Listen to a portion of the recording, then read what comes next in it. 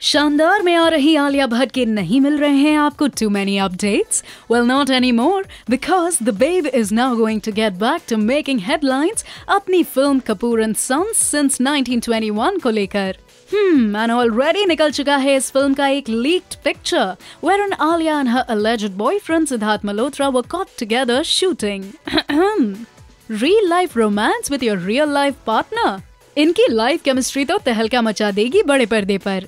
So we are pretty excited to watch this one। वैसे आपको ये भी बता देते हैं कि इस फिल्म में आलिया और सिद्धार्थ मल्होत्रा के अलावा फवाद खान भी हैं और फवाद निभा रहे हैं सिद्धार्थ के भाई का किरदार।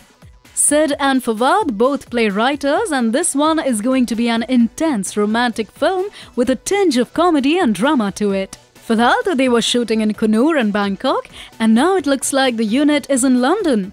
Want to get more tidbits on the Kapoor and Sons since 1921? Then subscribe now to Bollywood Now.